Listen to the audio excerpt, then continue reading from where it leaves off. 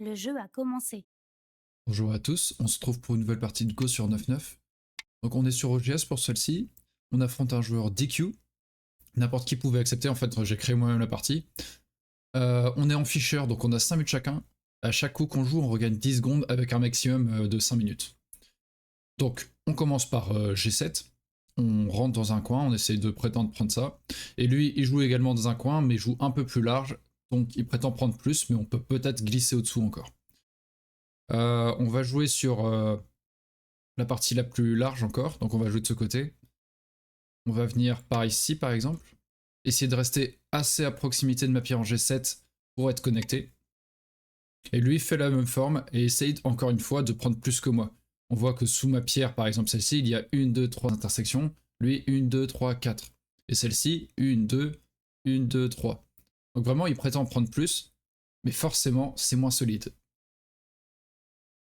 Qu'est-ce qu'on fait? Est-ce qu'on essaye d'aller à l'intérieur? Mais en général, quand on essaye de forcer comme ça dans un Kema, même si c'est un grand Kema, normalement la forme de Kema c'est genre F4 et la pierre en C5 serait en D5. Donc là c'est un grand Kema qu'on appelle O-Gema. Si on essaie de forcer dedans, c'est pour couper en général. On va tenter pour voir. Créer un peu de complication de cette partie. Si je m'étais incliné et que j'avais pris le point en C6, il pouvait lui-même monter en D5 et je lui disais d'accord, je prends que ça et toi prends tout ça. Donc j'ai accepté son plan en quelque sorte. Ici on fait comme ça, je coupe et j'essaye d'attaquer cette pierre en C5, de l'isoler.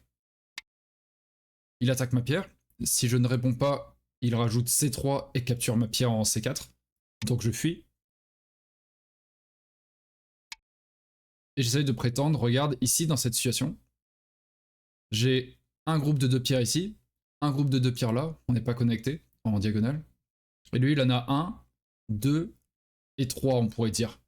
Même si, en vrai, à cause du bord du plateau, si je joue en B5, il peut aller en B6, je vais en A5, il peut aller en A4, et si je fuis en A6, il me capture en A7. Donc ici, indirectement, c'est connecté.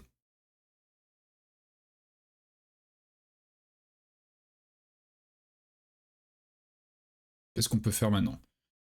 Noir, blanc, noir, blanc, noir, blanc, noir. On peut faire ceci, c'est un petit peu cavalier, mais bon. Alors on va sacrifier ces 2 pierres en vue de prendre cette zone-là. En faisant Atari. Donc Atari, c'est qu'il n'ait plus qu'une seule liberté. S'il veut la sauver, il doit aller en D3.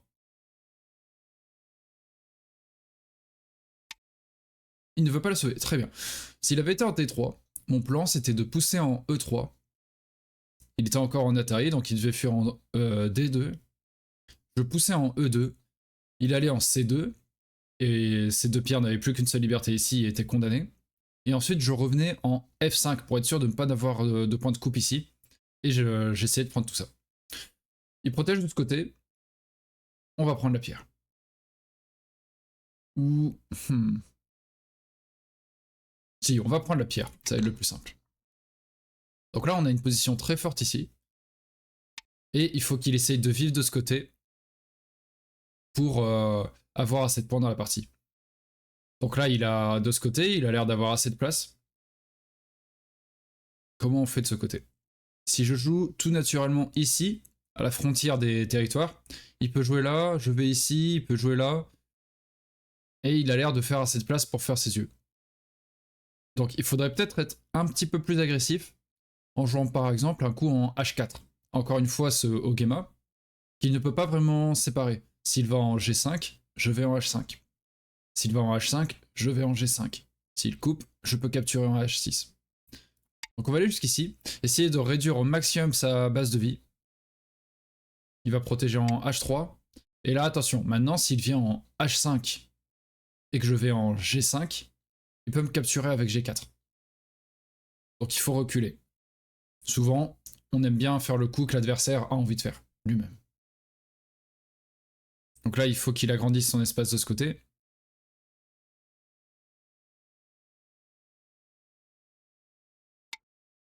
Par exemple avec ceci, oui.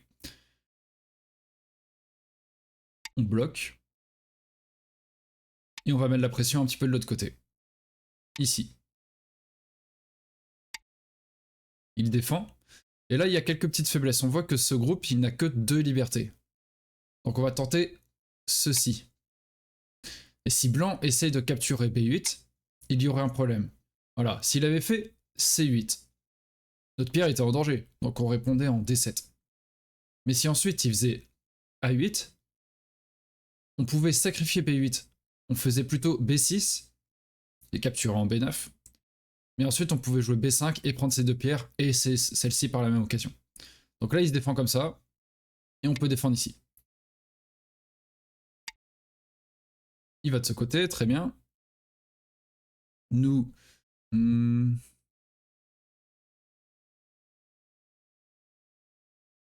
Je vérifie d'abord s'il n'y a pas quelque chose dans le coin. Mais on va prendre les Sente. Donc les Sente, c'est des coups qui gardent l'initiative. On est sûr que l'adversaire va répondre. Celui-ci, par exemple, blanc ne veut pas qu'on aille piquer sa base de vie en jouant H2 ensuite. Donc il répond. Il menace de capturer notre pierre. Il n'y a pas de liberté à droite. Donc on se protège. Et là, pareil, il veut pas qu'on vienne par là. Et il se protège ici. Très bien. Un très bon coup de sa part.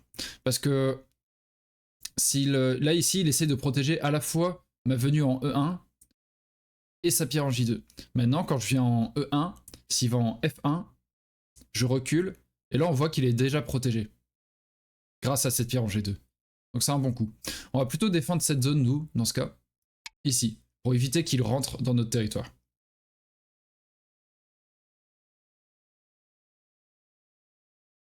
Et là, la partie est quasiment finie. On est au Yosei, vraiment. Au petit Yosei, même. Il peut faire ceci, tout à fait. S'il rentre et que je bloque, il peut faire H6.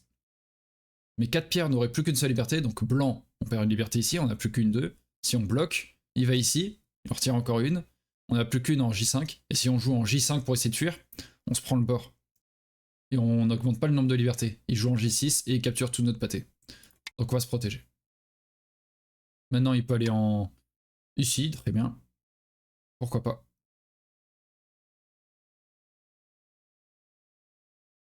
On va venir par ici. Retirer juste un point. Hop, hop, il peut faire Atari. Là, si je ne réponds pas, toutes ces pierres-là n'ont plus de liberté à gauche. Elles n'ont plus de liberté à droite. En dessous, c'est la fin du plateau.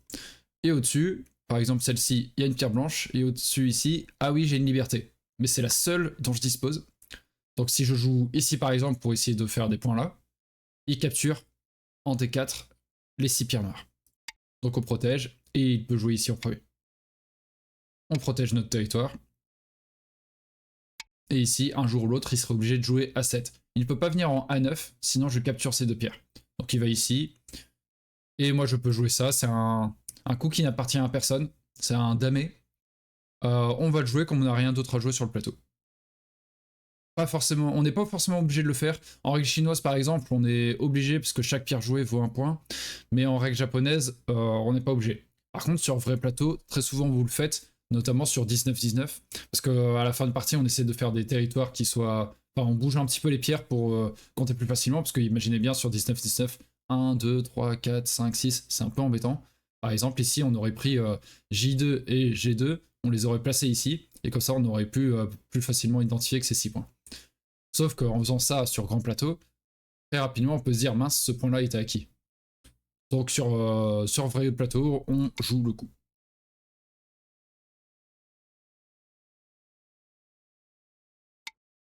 Il tente la coupe ici, très bien. Hop, Atari. Hop, on vient ici. Je comprends l'idée. On n'était pas très loin de quelque chose, une faiblesse. Effectivement, noir, il ne pouvait pas faire... là, j'ai fait l'Atari en D8. Je ne pouvais pas faire l'Atari en E7. Parce que quand il descendait en D8, je n'avais plus qu'une liberté en C9. Et j'étais mort avec ce groupe. Donc attention à ça quand même, les points de coupe, il faut surveiller. Est-ce que ça marche pour moi? Il passe. Je passe. Les pierres mortes. Donc là, ça relève automatiquement les pierres mortes. Et on voit que j'ai assez de points. Super. On accepte le comptage. Hop. Vous avez gagné. Et on gagne de 5,5. Merci pour la partie. Il dit merci, je dis merci. On s'était pas dit bonne partie d'ailleurs, pas très poli. Et félicitations à lui, parce que c'est une partie quand même très propre pour un DQ, je trouve. Donc bien joué de sa part. Hop, donc j'espère que vous avez apprécié la partie. Une vidéo plus courte cette fois-ci. Donc n'hésitez pas à mettre un petit pouce bleu sur cette vidéo et à vous abonner à la chaîne si c'est pas déjà fait. On va essayer de faire plus souvent des parties sur 9-9 comme ça. N'hésitez pas à me dire si vous appréciez encore une fois ou pas, si vous avez des questions, si j'ai loupé quelque chose. Et voilà. Je vous dis à dimanche prochain. Salut.